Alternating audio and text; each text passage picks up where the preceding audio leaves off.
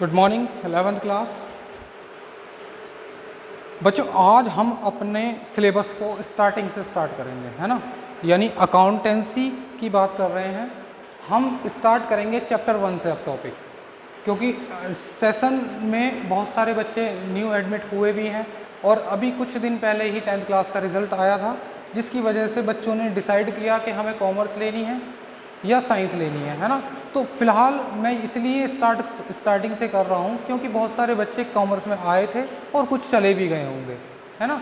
तो ये मानकर कि आज तुम्हें कुछ नहीं आता, मैं बिल्कुल ज़ीरो से स्टार्ट करता हूँ, ठीक है। तो बच्चों जिसको कुछ नहीं पढ़ा होगा, जिस बच्चे ने कुछ नहीं किया होगा, वो बिल्कुल ध्यान से स्टार्ट देखें और समझें चीज़ों को, क्योंकि अकाउंटेंसी के न्यूमेरिकल्स तक पहुँचने के लिए पहले उसकी बेसिक्स थ्योरी समझनी बहुत ज़रूरी है। अगर हमने बेसिक्स थ्योरी समझ ली, यानी ये जो हमारे अकाउंट के स्टार्टिंग के 4-6 चैप्टर्स हैं सभी थ्योरेटिकल हैं, अगर ये समझ लिए तो डैम श्योर आप 11th 12th इवन इसके बाद भी कभी परेशान नहीं होंगे। इसलिए ये बेस है हमारे लिए कॉमर्स का, क्योंकि अब हम कॉमर्स की नर्सरी में आए हैं, यहाँ से हम कॉमर्स को स्टार्ट करते हैं बच्चों, ठीक है। तो यहाँ से इस बेस को समझना बहुत ज़रूरी है। चैप्टर नंबर 1 निकालो। कुछ बेसिक टर्म्स हैं जो हम रिकॉर्ड करते हैं, ठीक है। अब रिकॉर्ड करते समय सबसे पहले हम कुछ डेफिनेशंस पढ़ते हैं। अकाउंटेंसी पढ़ रहे हैं या हम अकाउंट पढ़ रहे हैं। हमने कॉमर्स स्ट्रीम डिसाइड की कि हमने कॉमर्स लेनी है, और इसका एक जो लेक्चर चल रहा है वो अकाउंटेंसी का लेक्चर चल रहा है, लेकिन जनरली हम क्या कह देते हैं कि हम अकाउंट्स पढ़ रहे हैं। अकाउंट और अकाउंटेंसी में डिफरेंस क्या है, ठीक है। समझते हैं इस डिफरेंस को, क्या होता है ये। पहले एक एग्जांपल ले लेते हैं बच्चों, मैं इसको बिल्कुल फ्लैट कर देता हूँ। ये लो, आज हम बात करेंगे बिल्कुल स्टार्टिंग से।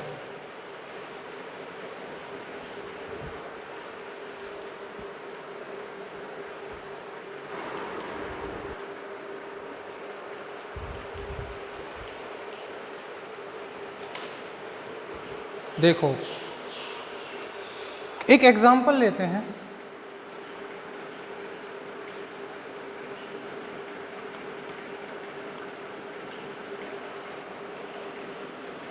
ये मिस्टर ए, इसने एक बिजनेस स्टार्ट किया। क्या किया? बिजनेस स्टार्ट किया।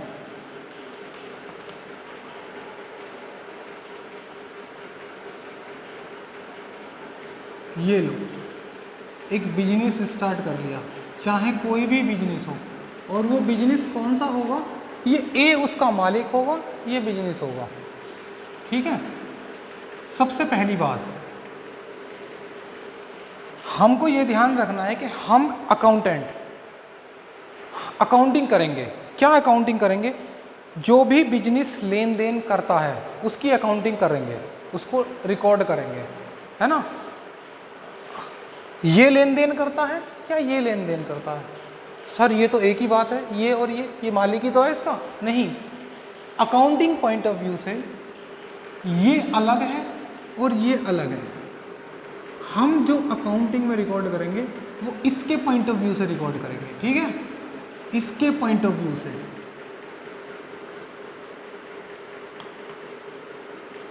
ठीक है।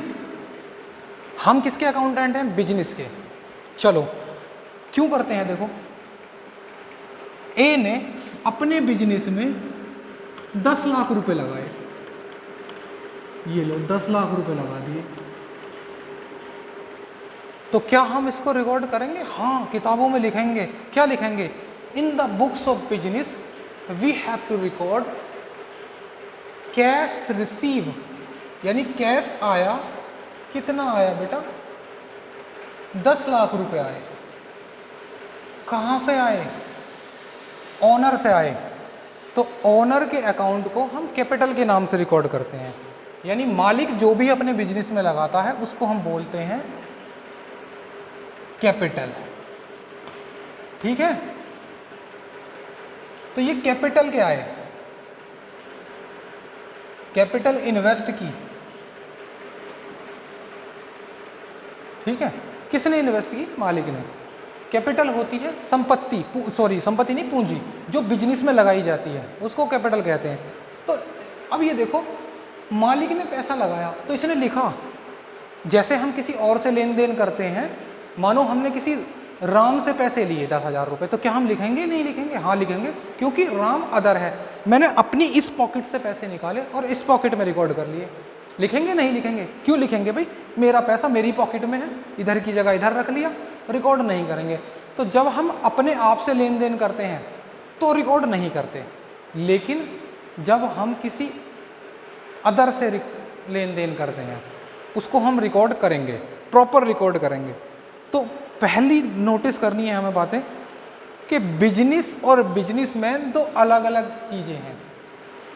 यानी इसके लिए, बिजनेस के लिए ये अलग व्यक्ति है। यानी जब बिजनेस करेगा, वर्क करेगा, तो जो भी प्रॉफिट आएगा वो किसको देगा? अपने मालिक को देगा, और जब देगा तो भी रिकॉर्ड करेगा। अच्छा, यानी बिजनेस से जब लेगा मालिक, कुछ भी लेता है, मानो 1 लाख रुपए लिए इसने, तो इसको हम क्या कहेंगे? ड्राइंग कहेंगे बेटा, है ना। इसने ये पैसे निकाले, पैसे लगाए तो कैपिटल, निकाले तो ड्राइंग। ठीक है। रिकॉर्ड कौन कर रहा है? बिजनेस के यहाँ पर अकाउंटेंट साहब रिकॉर्ड कर रहे हैं। ठीक है, ये बात समझ में आती है। दूसरा, हम जो बुक पढ़ रहे हैं वो डबल एंट्री बुक्स पढ़ रहे हैं, यानी हम जो भी कुछ रिकॉर्ड करेंगे उसकी डबल एंट्री करनी है, 2 बातें रिकॉर्ड करनी है एक साथ। जैसे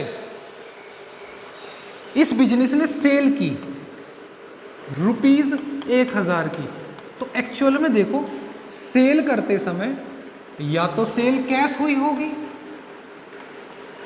नकद में सेल करी होगी, भाई बेचा, नकद बेच दिया, पैसा आ गया, है ना, या उधार बेचा होगा, जिसको हम कह रहे हैं क्रेडिट सेल। उधार सेल को क्या कहेंगे? Credit sale. अब जब इस बिजनेस ने बेचा तो क्या बेचा होगा? कुछ गुड्स ही तो बेचा होगा, यानी गुड्स सेल करी।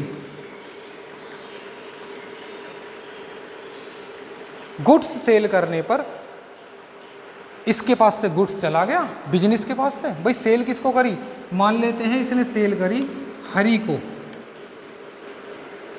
है ना। तो हरि ने क्या करा होगा?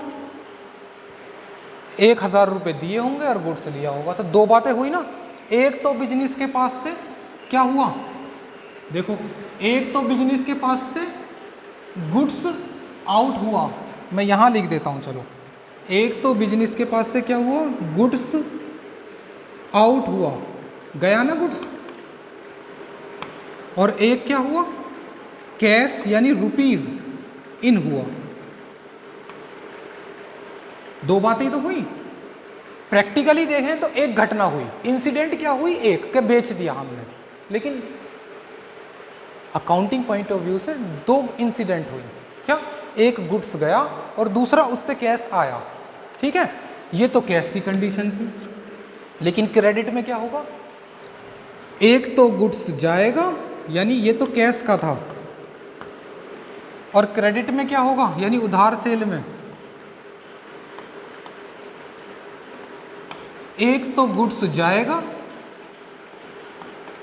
आउट होगा, और दूसरा कैश तो दिया ही नहीं उसने, लेकिन देगा तो। अब क्या हुआ? हमारे पास एक देनदार व्यक्ति आ गया, कैश नहीं आया, लेकिन एक देने वाला व्यक्ति जो अभी नहीं दे रहा, बाद में देगा, उसको हम कहते हैं डेटर।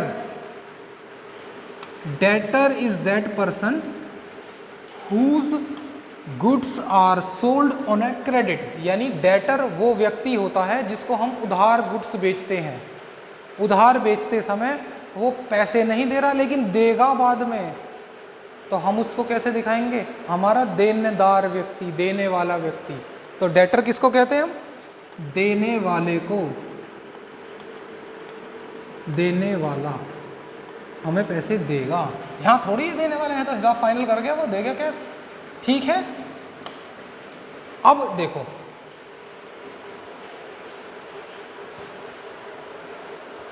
इनको रिकॉर्ड करने के, जो हम अकाउंटिंग लैंग्वेज में रिकॉर्ड करेंगे, कुछ रूल्स रेगुलेशंस होंगे जिनको हम धीरे धीरे सीखेंगे, तब हम उनको रिकॉर्ड करना सीखेंगे। अभी तो ये मैंने बेसिक सी थ्योरेटिकल चीज़ें बताई हैं आपको। न्यूमेरिकल्स जो तरीके होते हैं उसको कैसे रिकॉर्ड करेंगे वो अभी तक मैंने कोई डिस्कशन नहीं किया है तुमसे, ठीक है।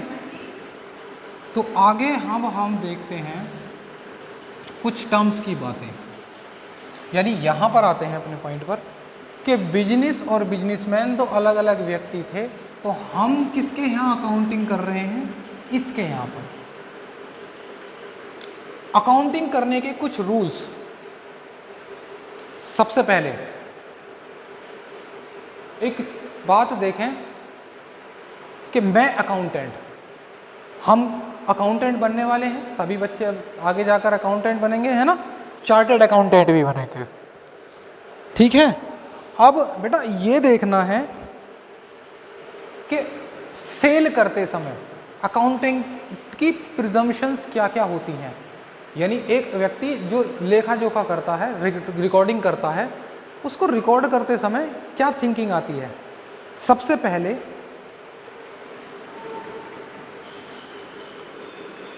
हम कहते हैं कि अकाउंटिंग प्रोसेस क्या होता है।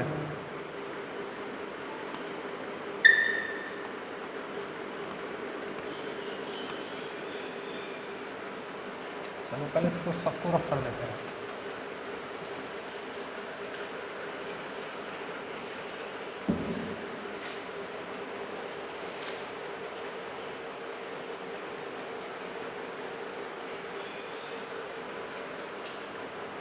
मैंने बताया कि अकाउंटिंग प्रोसेस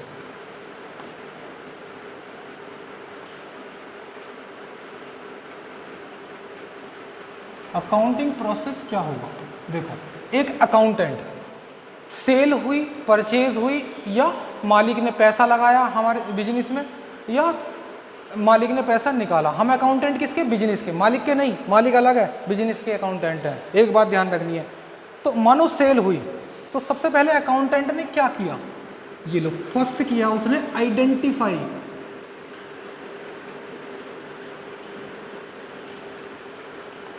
है ना। आइडेंटिफाई के बाद यानी उसने पहचाना सेल हुई है, परचेज हुई है, पहली बार आइडेंटिफाई किया। फिर उसके बाद उसने मेजर किया, कितने की हुई, सेल हुई तो कितने की हुई, यानी सेकंड आता है इसके बाद मेजरिंग।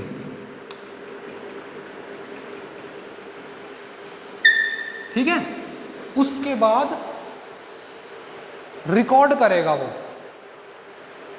रिकॉर्ड, तभी तो रिकॉर्ड करेगा, इसको कह रहे हैं हम रिकॉर्डिंग। ठीक है बच्चों, यानी सेल हुई 1000 की, तो क्या हुआ इसमें, कैश इन और गुड्स आउट। मैं ये मानकर चल रहा हूं कि नगद बेचा है ना। गुड्स आउट, हमारे पास से गुड्स गया, हम अकाउंटेंट, बिजनेस के अकाउंटेंट, बिजनेस के पास से गुड्स गया और कैश आया। तो मैंने आइडेंटिफाई करा, पहले क्या हुआ, कितने का हुआ, मेजर करा और फिर उसको लिख लिया। लिखने के तरीके होते हैं, है ना, अकाउंटिंग रूल्स होते हैं, देखेंगे आगे जाकर क्या होते हैं। फिर उसके बाद क्या करते हैं, क्लासिफाइंग करते हैं, है ना बच्चों। क्लासिफाइंग क्या है, देखो, जब मैं दिन भरे में बहुत सारी सेल करूंगा, भाई एक को ही थोड़ी बेचना, कोई भी आ सकता है, राम को बेचना, शाम को बेचना, एटसेट्रा एटसेट्रा, अलग अलग बेचना है। तो मैं क्या करूंगा, कोई 1000 की सेल करी होगी, कोई 2000 की सेल करी होगी, कोई बिस्कुट बेचा होगा, है ना, कोई बिस्किट बेचे होंगे, कुछ नमकीन्स बेची होंगी, कुछ अलग अलग चीज़ें हमने वैरायटीज़ की सेल करी होंगी। व्हाटएवर हमारा बिजनेस कुछ भी हो, तो हमारे पास एक से ज़्यादा प्रोडक्ट हो सकते हैं और एक से ज़्यादा सेल भी हमेशा होंगी। तो हम क्या करेंगे, कुछ उधार भी सेल होगी, कुछ नगद भी सेल होगी। तो हम क्या करेंगे, दिन भरे में जितनी भी टोटल कैश आएगा उसको अलग लिख देंगे, एक कैश का कॉलम बनाकर, यानी जिसको कह रहे हैं हम कैश का अकाउंट बनाकर। वैसे एग्जाम्पल बनाकर दिखा देता हूँ, अभी तुम्हारे फिलहाल ये समझ में नहीं आएगा। मैंने ये कैश अकाउंट आया, इसमें टोटल कैश लिख दिया। फिर दूसरा, इसमें टोटल सेल कितनी हुई, टोटल सेल हो गई हमारे पास जितनी भी होगी, है ना। और एक अलग बन जाएगा जिसमें हम डेटर का अकाउंट बनाएंगे, जिसको हम कह रहे हैं कि जिसको उधार बेचा होगा। भाई नगद बेचा होगा तो कैश में आ गया होगा, टोटल कैश आया होगा हमारे पास, उधार बेचा होगा तो इतना, और सेल में दोनों का मिलाकर। ऐसे ही परचेज की, माल को पैसे लगाने की, मानो कैपिटल है, बिजनेस में कैपिटल लगाई होगी तो कैपिटल की क्लास अलग बना देंगे हम। इनको बनाने के रूल्स होते हैं, अभी मत समझना कि क्या रूल्स है, क्योंकि अभी हमें बहुत सारी चीज़ें समझनी है, तब जाकर इन रूल्सों को समझेंगे। मैं फिलहाल ओरली बता रहा हूँ कि ये क्लास हैं, ये कैश की क्लास अलग बना दी, सेल की अलग बनाई, डेटर की अलग बना दी, कैपिटल की अलग बनाई। तो मानो टोटल कैपिटल कितनी लगाई उसने, 10 लाख रुपये, तो हम 10 लाख रुपये लिख देंगे ये लोग, है ना। तो ऐसे ही डेटर कितने के, 5,000 का हमने उधार बेचा और 3,000 का नगद बेचा, टोटल सेल कितने की हो गई,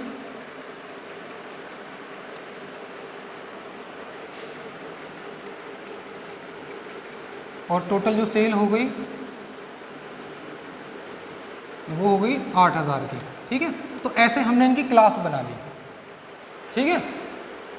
तो इसको हम कह रहे हैं प्रोसेस को classifying, identifying, measuring, recording, classifying, ठीक है। फिर समराइजिंग,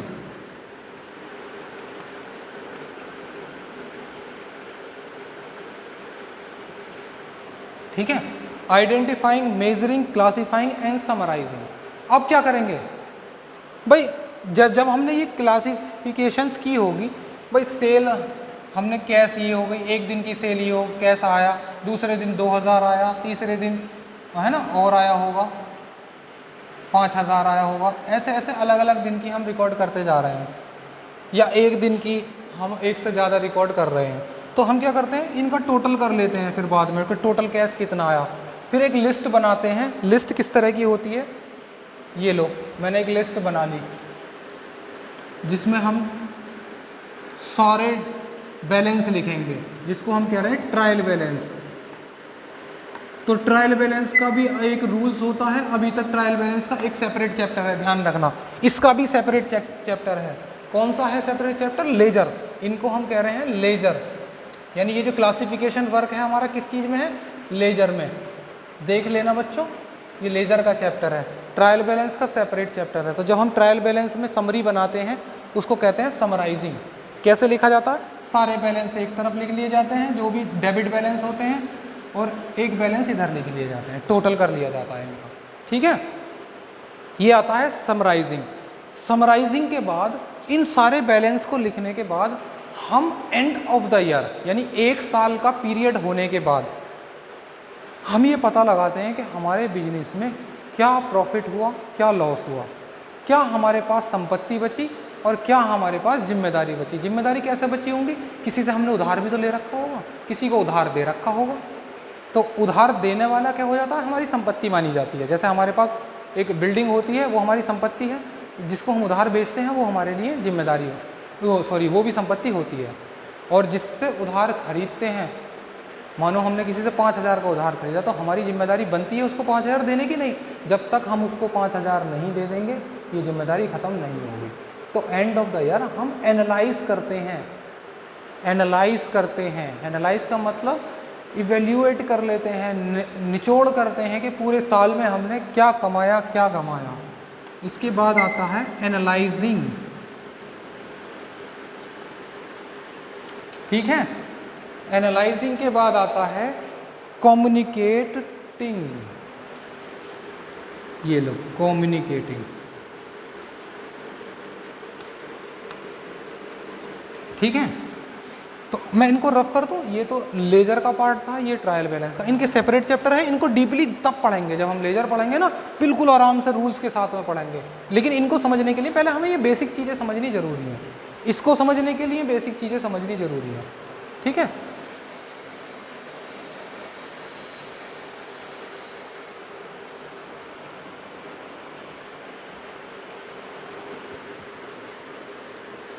तो ये हमारे अकाउंटिंग प्रोसेस था।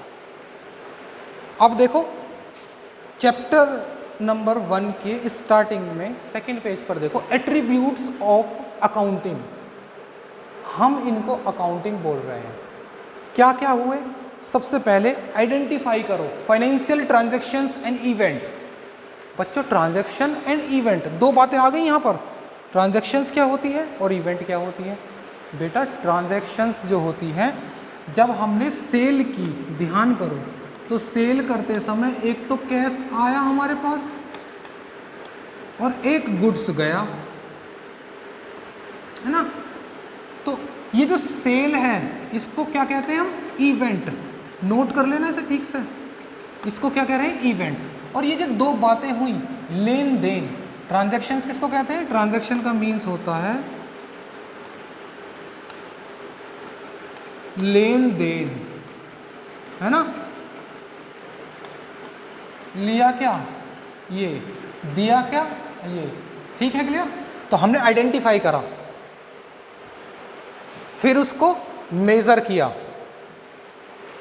मेजर का मतलब कितने का हुआ, पढ़ो इसको। Accounting measure is the transaction and event in the terms of common measurement, यानी कॉमन यूनिट में मेजर कर रहे हैं। किसमें? रुपीज में। कॉमन यूनिट क्या है? रुपीज। इंडिया में रुपीज चलती है, ठीक है। रिकॉर्डिंग, रिकॉर्डिंग का मतलब हमने बुक्स ऑफ अकाउंट में रिकॉर्ड करा। अच्छा एक चीज और देखें पहले, इन सबको करने से पहले मैं एक बात और समझा दूं तुम्हें।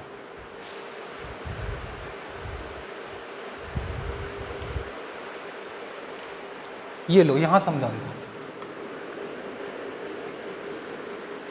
मानो हमने सेल की थी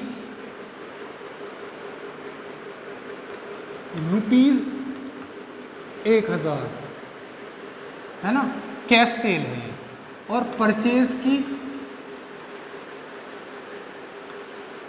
₹2000 की, है ना।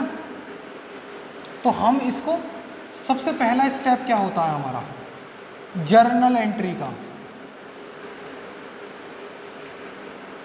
हमें पहले जर्नल एंट्री करनी होती है, ठीक है। कैसे करेंगे हम जर्नल एंट्री बेटा? ये देखो, सेल करने की एंट्री होती है cash account debit to sale. कितने रुपए की? 1000 की। अब ये ना पूछना कि ये हुआ कैसे, क्योंकि इसके कुछ रूल्स होते हैं जो अभी मैंने आपको समझाए नहीं है, सिर्फ मैं प्रोसेस करके दिखा रहा हूं आपको कि ये हम सीखने वाले हैं।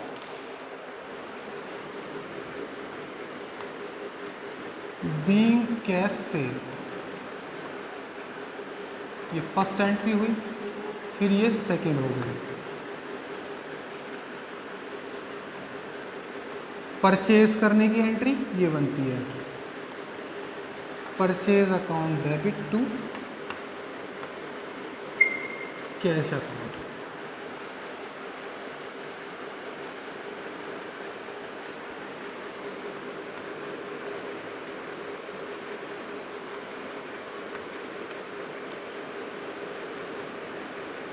है ना। ये लो, ये मैंने जर्नल एंट्री का प्रोसेस पूरा कर दिया। इसके बाद हमारा दूसरा प्रोसेस आता है लेजर। अभी मैंने बताया था लेजर कैसे बनाते हैं, तो ये देखो लेजर कैसे बनाते हैं। कैश का लेजर बना देता हूँ। ये लो, ये दो पार्ट होंगे इसके, यानी ये छोटा सा बना रहा हूँ मैं, है ना, देख लेना बुक में। तो ये कॉलम होता है डेट का, ये कॉलम होता है पर्टिकुलर का, ये रुपीस का, फिर डेट का, पर्टिकुलर का और रुपीस का। तो इसको हम बना रहे हैं कैश। मुझे क्या करना होगा? कैश कैश की बातें मैं रिकॉर्ड कर लेता हूँ। ये लो, इसे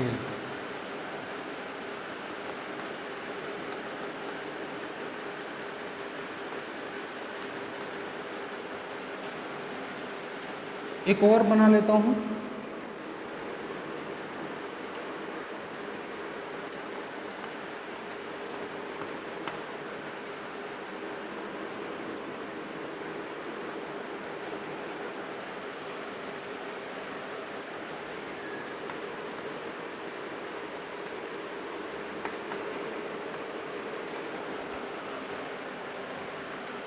और इधर बना लेता हूँ।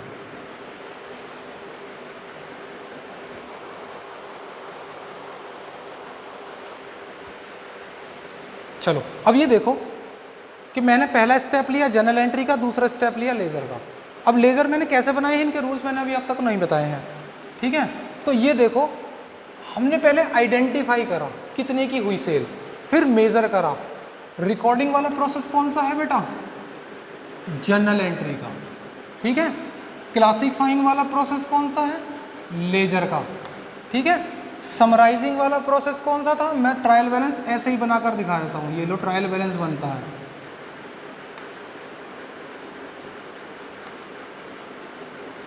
इसके दो पार्ट होते हैं,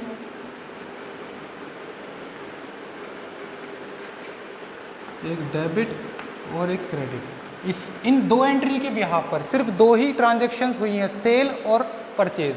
तो मैं सिर्फ इन दो के बिहाफ पर, होने को तो बहुत सारी होती हैं, मैंने सिर्फ दो के बिहाफ पर बनाकर दिखा रहा हूँ। तो ये लो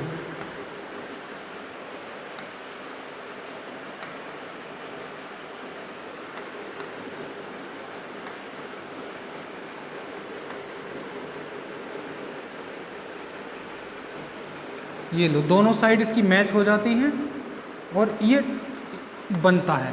तो मैंने ये बना दिया यहाँ तक। ये कौन सा था, समराइजिंग का। अब देखो, अच्छा सर ये क्या क्या कर दिया, हमें तो समझ में नहीं आया। बेटा समझाया कहाँ है तुम्हें, इसके लिए अलग चैप्टर है, ध्यान करो, जनरल एंट्री का देख लेना इंडेक्स में। इसके लिए लेज़र का अलग चैप्टर है, इंडेक्स में चेक करो।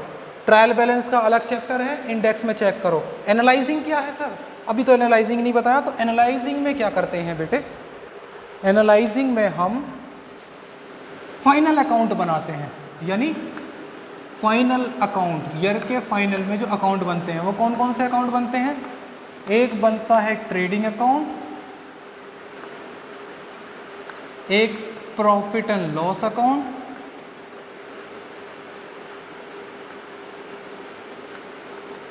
और एक बनती है बैलेंस शीट।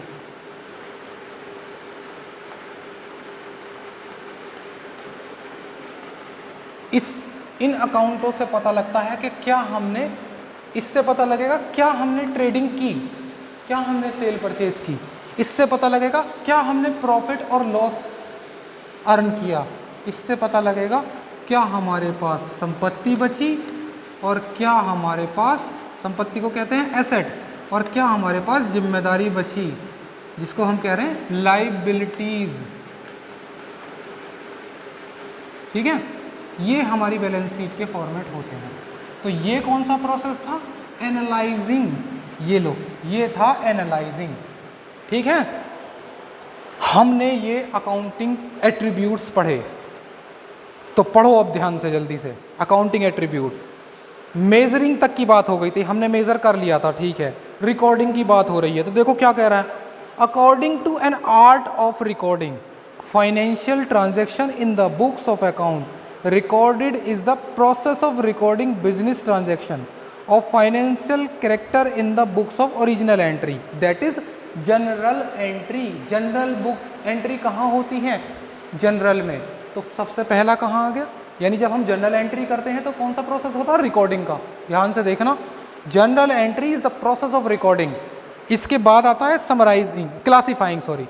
तो क्लासीफाइंग में देखो, art, accounting is an art of classifying, यानी अकाउंटिंग क्या है, क्लासीफाइंग की एक आर्ट है। Is the process of collecting similar transaction, यानी एक जैसी ट्रांजेक्शन। कैश में कैश ही कैश लिखा जाएगा, सेल में सेल ही सेल, परचेज में परचेज लिखी जाएंगी, ठीक है। मैंने परचेज का लेजर नहीं बनाया है, लेकिन मैंने वहाँ लिख दिया है ट्रायल बैलेंस में। इसी तरह से ही परचेज का लेजर भी बनता, ठीक है। तो किस चीज़ की बात हो रही है, क्लासीफाइंग का मतलब लेजर की बात हो रही है। समराइजिंग का मतलब फाइनल अकाउंट की। देखो समराइजिंग में क्या कह रहा है, this involve the presenting the classified data in manner which is understandable and useful to internal as well as external user. This process is lead to preparation of following statement. कौन से statement, trading trial balance, ये है ना summarising. हाँ sorry, मैं final account गलत बोल गया, समराइजिंग की बात हो रही है। किस चीज़ की बात कर रहे हैं, ट्रायल बैलेंस बना रहे हैं। और वैसे तो इसमें लिखा हुआ है कि ट्रेडिंग पीएनएल भी समराइजिंग का केस है, लेकिन यहाँ तक हम ख़त्म कर देते हैं, उसके बाद एनालाइज करते हैं फाइनेंशियल पोजीशन ऑफ बिजनेस। जब हम ध्यान करो, हमने मेरे हिसाब से समराइजिंग यहाँ ख़त्म हो जाता है ना। नॉर्मली बुक्स कहती है कि समराइजिंग ये भी होता है और ये भी होता है, यानी ये भी होगा और ये भी होगा, फिर इनके बेस पर हम एनालाइज करेंगे। यानी एनालाइजिंग का प्रोसेस यही है, ये सेपरेट अपना एनालाइजिंग है। मैंने एनालाइजिंग इसी को ही लिखा है, यानी एनालाइज किसके बेस पर करेंगे, सिर्फ इसके बेस पर, फाइनल अकाउंट के बेस पर, है ना। मैं यहाँ लिख दूँ, ये ध्यान रखना, फाइनल अकाउंट इसके बेस पर, ठीक है। तो यहाँ तक कौन सा था, ट्रायल बैलेंस, समराइजिंग। यानी अगर हम समराइजिंग की बात करें खाली, तो समराइजिंग में ये भी होगा ये भी होगा, लेकिन एनालाइजिंग में सिर्फ वो होगा, ठीक है। फिर जो भी कुछ हमें पता लग जाएगा, हम अकाउंटेंट, हमें जो भी कुछ पता लगा फाइनली ये हुआ, फिर हम किसको बताएंगे, इन्वेस्टर को, यानी मालिक को जाकर बताएंगे कि साहब ये सब हमने पूरी साल में प्रॉफिट अर्न करा है, ये करा है, जिसको हम कहते हैं कम्युनिकेटिंग। ठीक है बेटा, यहाँ तक थे हमारे एट्रीब्यूट्स। ध्यान से पढ़ लेना, इसको नोट कर लो जल्दी से। यहाँ से जो भी कुछ नोट करना है, वीडियो को पॉज करो और नोट करो जल्दी से।